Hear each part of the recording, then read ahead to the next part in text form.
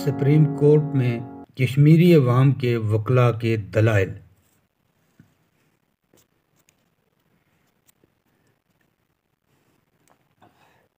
مسئلہ کشمیر کے حوالے سے آج انڈیا سپریم کورٹ میں کشمیری عوام بنام فیڈریشن آف انڈیا کیس کی سماعت ہوئی، جس میں کشمیری عوام کے معروف وکیل ظفر شاہ نے کشمیری عوام کے موقف کے حق میں دلائل پیش کیے۔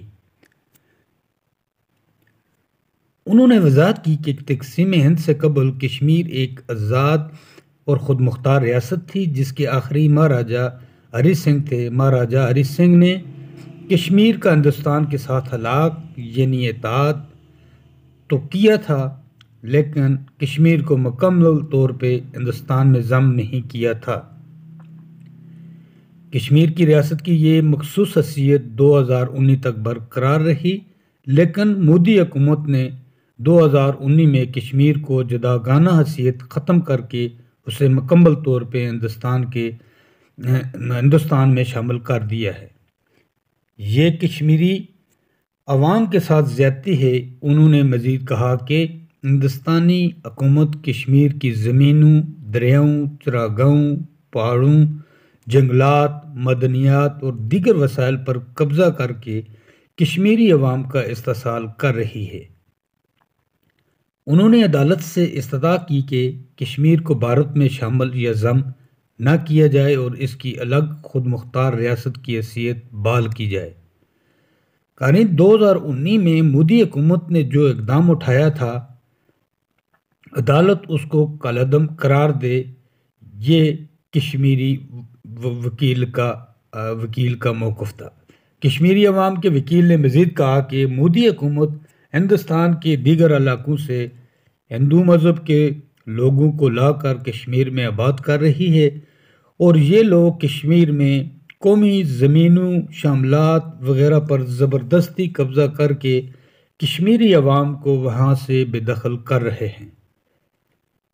انہوں نے کہا کہ کشمیر میں جنگل کی کٹائی کا عمل جاری ہے اور وہاں سے لکڑیوں اور معدنیات کی اسمگلنگ کا عمل بھی جاری ہے۔ کشمیری عوام کے وکیل نے عدالت سے استدعا کی کہ عدالت کشمیر میں زمینوں کی خرید و فروخت، انتقالات، گرداوری اور رجسٹری وغیرہ پر اسٹے آرڈر جاری کر کے پابندی لگائے۔ اس طرح قومی زمینوں پر ناجائز قبضہ اور جنگلات کی کٹائی، لکڑیوں اور معدنیات کی اسمگلنگ کے خلاف عدالت ایکشن لیا جائے۔ کشمیری عوام کے وکیل ظفر شاہ نے کہا کہ کشمیر کی آخری مہاراجا نے جموں و کشمیر کا ہندوستان کے ساتھ الحاق یعنی اتحاد کیا تھا، مگر انضمام یعنی ہندوستان میں کشمیر کی مکمل شمولیت کا کوئی معاہدہ عمل میں نہیں آیا تھا۔ وکیل نے الحاق اور انضمام کی تشریح بھی کی۔ انہوں نے کہا کہ چونکہ انضمام کے کسی معاہدے پر دستخط نہیں ہوئے تھے، اس لیے کشمیر آئینی طور پر ایک خود مختار ریاست ہے۔ عدالت اس کے خود مختار ریاست کا سٹیٹس بحال کرے اور بھارتی حکومت کے 2019 کے اقدام کو خلاف آئین قرار دیتے ہوئے کالعدم قرار دے۔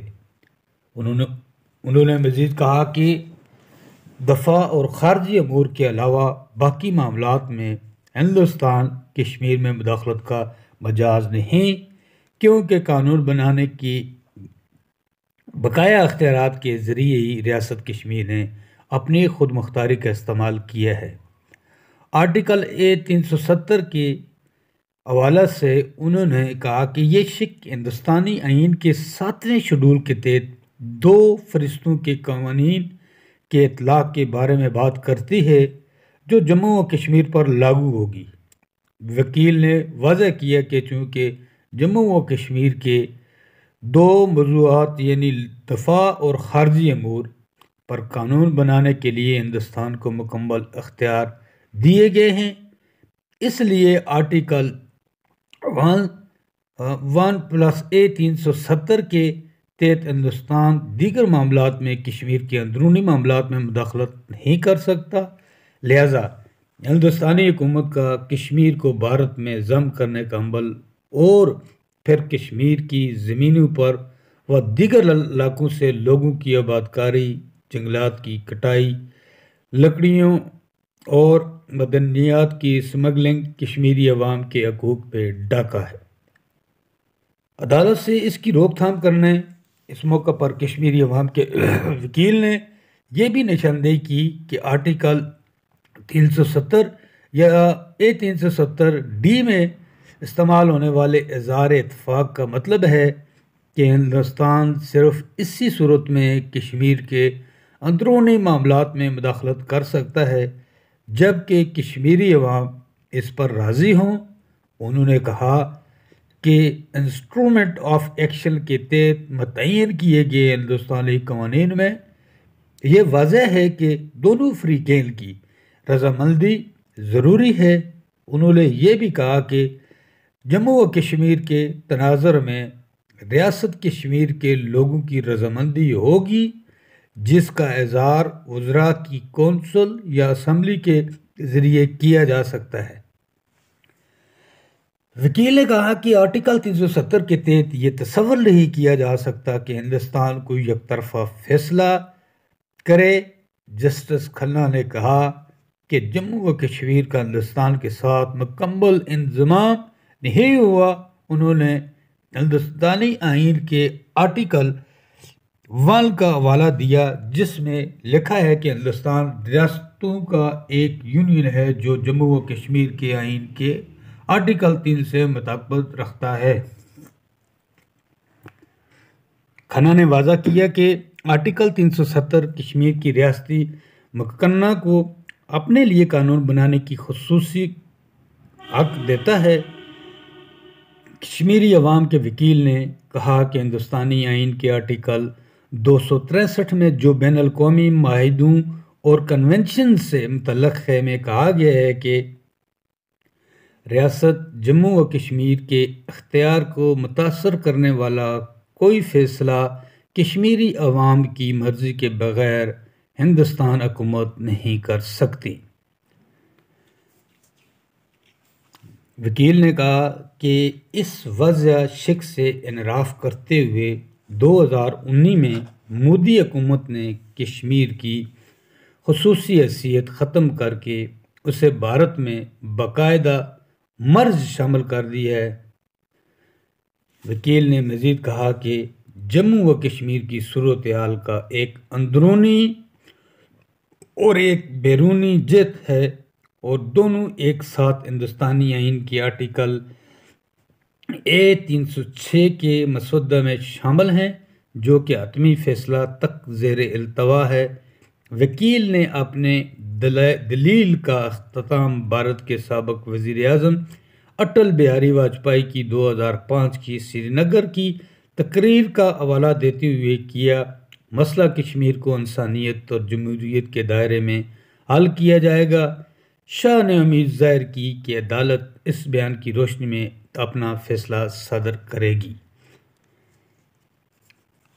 ظفر شاہ ایڈوکیٹ کی 8 گھنٹے طویل بحث کے بعد کشمیری عوام کے دوسرے وکیل ڈاکٹر راجیو دون نے عدالت کو بتایا کہ ہندوستان ایک ملک کے بجائے ایک بر اعظم ہے اور اس کے تنوع کے لیے خود مختاری کے انتظامات کی ضرورت ہے جیسا کہ آئین کے آرٹیکل 370 کے تحت جموں و کشمیر میں موجود تھا۔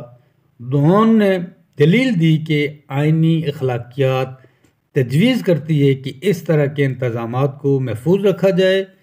انہوں نے نشاندہی کی کہ بحث کے دوران چیف جسٹس نے آرٹیکل 249 اور 252 کا حوالہ دیا۔ انہوں نے ان آرٹیکل کے حوالے سے بینچ کی طرف سے اٹھائے گئے سوالات کو بہت ہی اہم قرار دیا اور کہا کہ اس میں درخواست گزاروں کو بنیادی ڈھانچے کے خطوط پر بحث کرنے کا موقع فراہم کیا ہے۔ انہوں نے کہا کہ کشمیر کا بھارت میں زبردستی انضمام شمولیت پر کئی آئینی و قانونی سوال پیدا ہوتے ہیں۔ راجیو دون ایڈوکیٹ نے کہا کہ دستاویزات علاق کی روح سے بیرونی معاملات میں خود مختاری ختم ہو جاتی ہے، لیکن اندرونی معاملات میں خود مختاری ختم نہیں ہوتی۔ انہوں نے نشاندہی کی کہ مہاراجا ہری سنگھ نے ہندوستان کے ساتھ جو کہ توں یعنی اسٹینڈ اسٹل کے معاہدے پر دستخط کیے تھے، تو انہوں نے اپنی دلیل کو مضبوط کرنے کے لیے پریم ناتھ عدالتی فیصلے کا حوالہ دیا کہ آرٹیکل 370 اسٹینڈ اسٹل یہ انضمام کے معاہدے کا آئینی متبادل ہے۔ انہوں نے کہا کہ دستاویز علاق کے ذریعے مہاراجا نے اس حقیقت کو تسلیم کیا کہ جموں و کشمیر ہندوستان کے تسلط کا حصہ بن چکا ہے، لیکن مہاراجا نے علاق کے ذریعے اپنی خود مختاری کو منتقل نہیں کیا تھا۔ انہوں نے نشاندہی کی کہ خود مختاری کی منتقلی کا عملی جزوی طور پر سیاسی وجوہات اور جزوی طور پر آرٹیکل 370 کی وجہ سے شروع ہوا۔ انہوں نے آرٹیکل 3 کے مندرجات کا حوالہ دے کر کہا کہ اس کی روح سے کشمیر کے بارے میں کوئی بل کشمیر کی اسمبلی کی رضامندی کے بغیر پیش نہیں کیا جا سکتا۔ انہوں نے مزید کہا کہ 1954 صدارتی حکم CO 48 نے آرٹیکل 3 میں ایک اور شرط شامل کی، جس میں کہا گیا کہ جموں و کشمیر کے رقبے کو بڑھانے یا کم یا ریاست کے نام یا حدود کو تبدیل کرنے کا کوئی بل جموں و کشمیر کی اسمبلی کی رضامندی کے بغیر ہندوستانی پارلیمنٹ میں پیش نہیں کیا جا سکتا۔ دہون ایڈوکیٹ نے کہا کہ 2019 میں مودی سرکار نے کشمیر اسمبلی کی مشاورتی طاقت کو ہندوستان کی پارلیمنٹ کے ساتھ بدل دیا، جو کہ خلاف آئین ہے۔ کشمیر کے بارے فیصلہ کشمیر کی اسمبلی ہی کر سکتی ہے، مرکزی اسمبلی یا وفاقی حکومت نہیں کر سکتی۔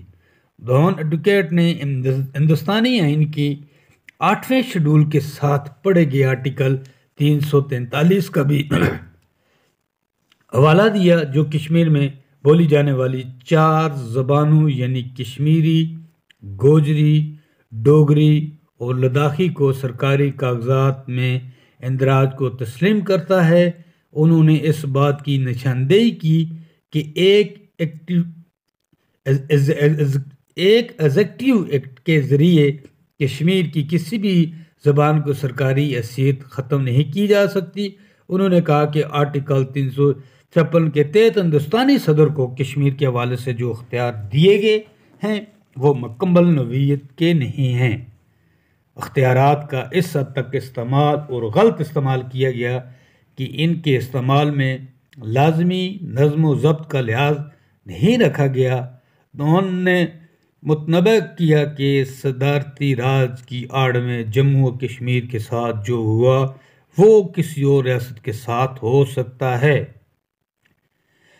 اگر آرٹیکل 356 کے تحت اختیارات پر قدغن نہیں لگائی گئی۔ انہوں نے دلیل دی کہ آرٹیکل 3 اور 4 کے تحت نہ تو صدر اور نہ ہی ہندوستان پارلیمنٹ کشمیر کی اپنی اسمبلی کا متبادل ہو سکتی ہے۔ چیف جسٹس نے دہون سے پوچھا کہ کیا پارلیمنٹ آرٹیکل 246 کے تحت صدر راج کے دوران کشمیر کے لیے قانون بنا سکتی ہے؟ تو دہون نے جواب دیا کہ پارلیمنٹ ریاستی فہرست کے تحت قانون بنا سکتی ہے، لیکن یہ قانون کشمیر اسمبلی کی مرضی سے مشروط ہے، لہذا انڈیا آرٹیکل 3 کے تحت کوئی قانون پاس کرتا ہے تو اسے مذکورہ شرائط کی پابندی کرنی ہوگی۔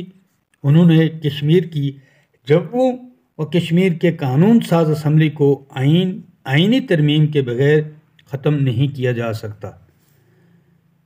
مودی سرکار نے کشمیر اسمبلی تحلیل کر کے خلاف آئین کام کیا ہے۔ دہون نے کہا کہ آرٹیکل 244A خود مختار ریاستوں کے قیام کا انتظام کرتا ہے۔ یہ ریاستوں کی خود مختاری کو تقویت دیتا ہے، جو آرٹیکل 370 میں جموں و کشمیر کو دی گئی خود مختاری کے مطابق ہے۔ انہوں نے کہا کہ آئین کو اخلاقیات کے ساتھ پڑھا جانا چاہیے۔ انہوں نے کہا کہ ہندوستانی حکومت نے کشمیری عوام کے ساتھ وعدے کیے ہیں کہ ان کو اپنے مستقبل کا فیصلہ کرنے کا حق ہوگا۔ انہوں نے یاد دلایا کہ کئی مواقع پر ہندوستانی لیڈران نے عزم کا اظہار کیا کہ وہ رائے شماری کے ذریعے لوگوں کی مرضی جاننے کے لیے پابند ہیں، بشرطے کہ پرامن اور معمول کے آلات بحال ہوں اور رائے شماری کی غیر جانبداری کی ضمانت دی جا سکے۔ انہوں نے کہا کہ ہم نے اس بات پر بھی اتفاق کیا ہے کہ آئین ساز اسمبلی کے ذریعے لوگوں کی مرضی ریاست کے آئین کے ساتھ ساتھ یونین کے دائرہ اختیار کو تعین کرے گی۔ انہوں نے کہا کہ یہ وہی عہد ہے جو آرٹیکل 370 کی روح ہے۔ دہن کے بعد کشمیری عوام کی طرف سے تیسرے وکیل دشناتھ دوہے عدالت میں پیش ہوئے۔ انہوں نے دلیل دی کہ 2019 میں کشمیر کو ناجائز طور پہ انڈیا میں شامل کیا گیا۔ انہوں نے کہا کہ 2019 کے ہندوستانی حکومت کے اقدامات اور آئینی احکامات تضادات کا مجموعہ اور ہندوستان کے آئین کے ساتھ دھوکہ دہی ہیں۔ انہوں نے عدالت کو کہا کہ انصاف صرف ہونا ہی نہیں چاہیے، ہوتا ہوا نظر آنا چاہیے۔ آرٹیکل 370 کے عارضی ہونے کی وجہ بتاتے ہوئے دوئے نے کہا کہ یہ ہندوستان کے لیے کبھی بھی عارضی نہیں تھا، یہ جموں و کشمیر کے لوگوں کے لیے اس حد تک عارضی تھا کہ وہ جموں و کشمیر کی آئین ساز اسمبلی کے ہاتھوں اپنی قسمت کا فیصلہ کر سکتے تھے۔ انہوں نے کہا کہ جموں و کشمیر کے آخری ڈوگرا مہاراجا ہری سنگھ نے ہندوستان کے اس وقت کے governor general Lord Louis Mountbatten کے ساتھ مشروط طور پر ہندوستان کی تسلط میں الحاق و اتحاد کے لیے جو معاہدہ کیا تھا اس کی تشریح آرٹیکل 370 کی روشنی میں کی جانی چاہیے۔ انہوں نے کہا کہ معاہدہ سازی کی طاقت کو آئین کے زیر غور طریقے سے استعمال کرنا ہوگا اور اس کی طرف سے عائد کردہ حدود کے تابع ہونا پڑے گا۔ آیا یہ معاہدہ عام قانون سازی کے ذریعے نافذ کیا جا سکتا ہے یا آئینی ترمیم کے ذریعے یہ قدرتی طور پہ خود آئین کی دفعات میں ہوگا؟ دوئے نے کہا کہ آرٹیکل 370 کی تشریح آرٹیکل 370 میں ہی موجود ہے۔ آرٹیکل 370 میں ترمیم کے لیے صرف آئینی اختیارات کا استعمال کیا جا سکتا ہے۔ مسئلہ کشمیر بارے کشمیری عوام کے مقدمہ بھارتی سپریم کورٹ میں زیر سماعت ہے۔ وکلاء کی بحث فی الحال جاری ہے، چونکہ اس مقدمے کے ہندوستان کے عوامی وفاقی ڈھانچے پر بھی دور رس اثرات مرتب ہوں گے، اس لیے شاید بھارتی سپریم کورٹ کو اس کو صرف کشمیر کی عینک سے دیکھنے کے بجائے وفاقی ڈھانچہ اور دیگر ریاستوں پر اس کے اثرات کو بھی دیکھنا پڑے گا۔ اس تناظر میں امید ہے کہ وہ ایک مفروضی نتیجے پر پہنچ کر کشمیری عوام کی کچھ داد رسی کا انتظام کر پائے گا۔ خیر، اس وقت تمام نگاہیں ہندوستانی سپریم کورٹ کی طرف ٹکی ہوئی ہیں۔ کیا سپریم کورٹ واقعہ کوئی تاریخ رقم کرے گا؟ ایک بڑا سوال ہے جس کا جواب وقت ہی دے گا۔